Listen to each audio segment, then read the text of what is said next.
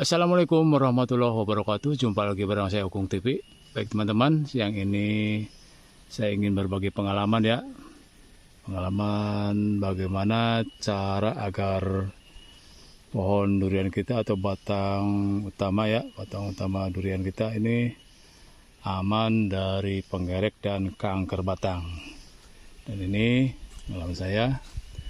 Saya ingin berbagi teman-teman ini tentang penggerek ya. Penggerek itu menurut saya ada dua teman-teman yang menyerang dengan caranya ya gitu, dengan cara penggereknya ada dua jenis. Yang pertama teman-teman bisa dari pangkal batang di sini bertelur. Setelah telur netes kemudian langsung masuk menghujam ke kulit dan ke kayu ke teman-teman, masuk ke kayu ya, langsung lubang ke dalam gitu. Mungkin langsung ke bagian tengah gitu ya.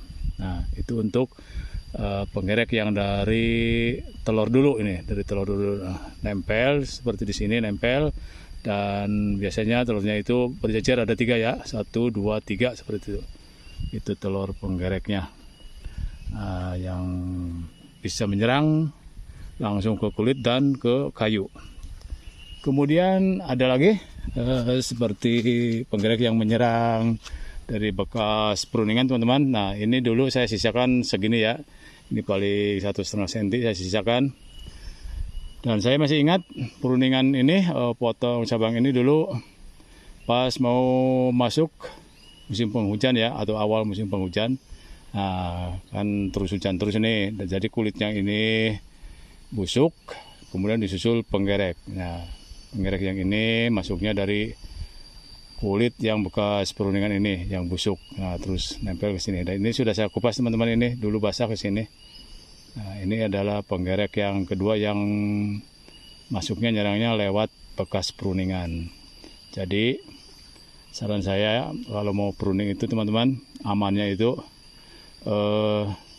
di musim kemarau ya, lebih aman. Dan kalau teman-teman mungkin mau melakukannya lagi, itu di awal musim kemarau atau akhir musim penghujan itu juga bisa. Seperti hujan yang sudah jarang-jarang seperti itu masih bisa. Tapi lebih amannya lagi diolesi ya, diolesi langsung sama insek fungi seperti itu. Nah ini contoh yang bisa menyerang dan dari bekas pruningan. Dan di kebun saya ini teman-teman ini, karena kemarin saya pruning ya dan potong cabang itu banyak yang di awal musim penghujan, itu kadang satu pohon bisa ada, umpamanya ini ada 4 atau 5 ya, itu ada yang sampai diserang semua teman-teman ini ya, bekas ininya, bekas pruningnya. Nah seperti ini. Dan lebih amannya pas masuk musim kemarau atau musim kemaraunya itu ya. Dan ini kemarin sudah jarang hujan ya, sudah saya potong dan saya olesi, ini bisa langsung kering dan ini lebih aman dari penggerek. Jadi mepet teman-teman, ini mepet seperti ini, resikonya lebih kecil dari serangan penggerek dan jamur atau kanker ya, kanker seperti ini. Masuk olesi teman-teman. Oke, kita lihat lagi yang sudah saya olesi. Nah seperti ini juga teman-teman, ini sudah saya olesi, jadi nah langsung kering kan teman-teman, ini seperti ini. Jadi ini lebih aman. Ini juga tuh bekasnya. Nah ini malah besar-besar. Kemarin teman-teman juga mungkin yang sudah menyimak video saya, satu pohon ini aja dulu sampai 4 cabang yang saya buang untuk cabang-cabang paling bawah, dan ini besar-besar teman-teman ya, seperti ini. Ini sudah kering tuh. Yang ini kemarin susul ya, belum kita olesi. Dan oke, kita lihat yang serangan dari penggerek ya, penggerek yang lewat telur dinempel di pohon seperti ini teman-teman. Ini dulu telurnya nempel di sini. Saya penasaran karena kata teman saya itu jenis yang seperti itu adalah telur penggerek, dan saya ingin buktikan Setelah itu saya 5 hari tidak ke kebun dan ternyata sudah menghujam ke dalam batangnya teman-teman. Seperti ini sudah saya itu ya pakai lidi dan dalamnya mungkin ada 4-5 cm ini ya. Langsung ke sini meluber itunya ya cairannya langsung ke bawah ke sini. Sudah itu kelihatan cairannya. Dan ini juga belum saya olesi karena kemarin saya potong. Ini memang ini kering ya kalau sudah masuk itu mah akhir musim penghujan, jadi hujannya sudah jarang-jarang seperti ini dan cuaca juga panas. Nah ini juga ini mepet jauh lebih aman. Ini nanti kita akan olesi. Oke teman-teman, seperti ini ya. Ini untuk lebih amannya mepet dan pruningnya itu di akhir musim penghujan, apalagi lebih amannya itu malah di puncak musim kemarau, itu jauh lebih aman. Kalau pruning atau pangkas cabang seperti ini mau masuk musim penghujan atau akhir musim kemarau, itu resikonya diserang penggerek ya, karena ini basah. Apalagi kita sisakan umpamanya ada 2 cm atau 3 cm kan kulitnya itu busuk, tuh busuk masuk musim penghujan jadi susah keringnya. Nah itulah mungkin makanan empuk ya bagi penggerek. Dari sini, dari batang yang kita sisakan busuk, tidak susah keringnya seperti itu. Dan pengalaman di kebun saya ini banyak yang menyerang dari bekas pruningan yang saya sisakan. Oke teman-teman, nanti kita akan lihat ya bahannya apa saja yang akan saya gunakan dan cara aplikasinya seperti apa. Oke, kita lihat nanti bahan-bahannya.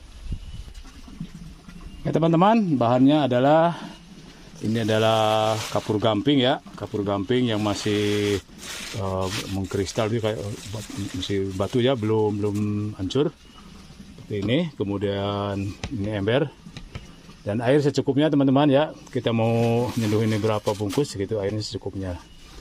Kemudian ini adalah insek, inseknya bebas teman-teman ya, apa aja.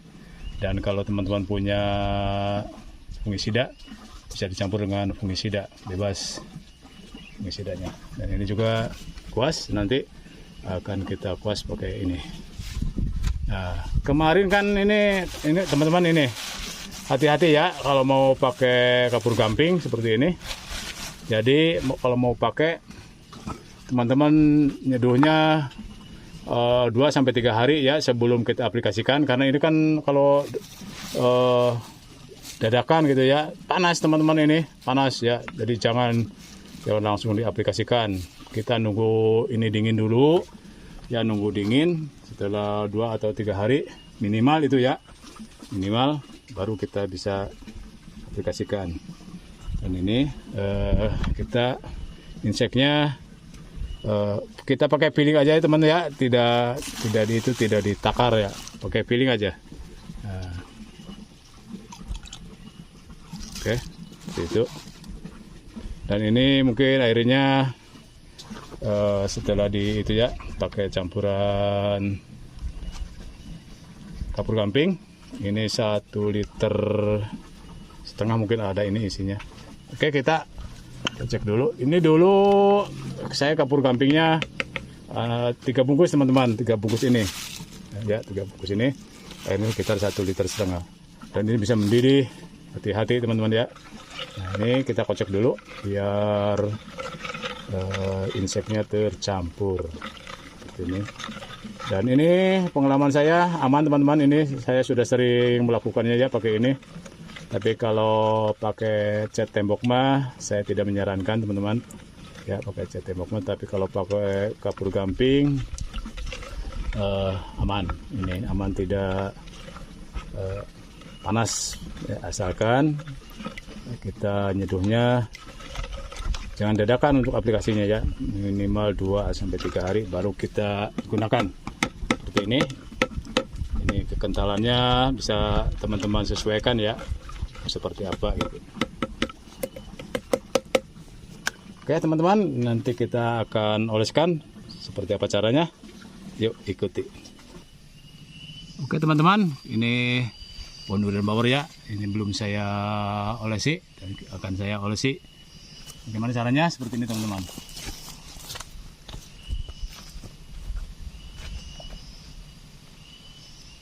Ini kita kuas merata ya, seperti ini.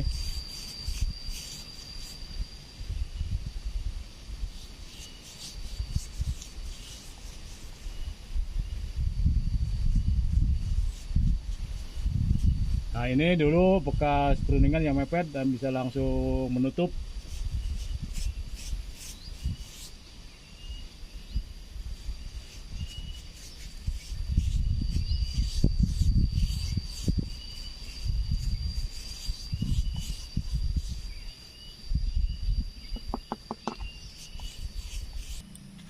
Oke teman-teman, seperti ini ya.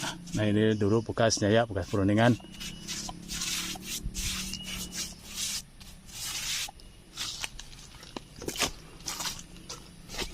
Jadi penggerek pun tidak mau itu ya, yang mau biasa bertelur tidak mau bertelur kalau sudah kita lapisi sama ini cat dari kapur gamping dan insek.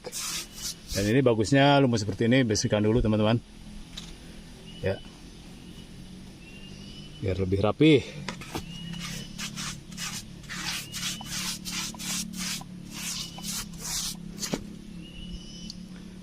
Oke teman-teman, itu ya cara saya melakukan pengecatan pada pohon durian agar terbebas dari kanker dan penggerek batang. Dan ini semoga bermanfaat teman-teman. Nah ini contoh ya, contoh pruning yang disisakan ini kemarin pas hujan ya, ini basah. Ini rawan disusul penggerek seperti ini kalau disisakan. Jadi kalau mepet bisa langsung kering teman-teman. Oke teman-teman, terima kasih sudah menonton. Assalamualaikum warahmatullahi wabarakatuh.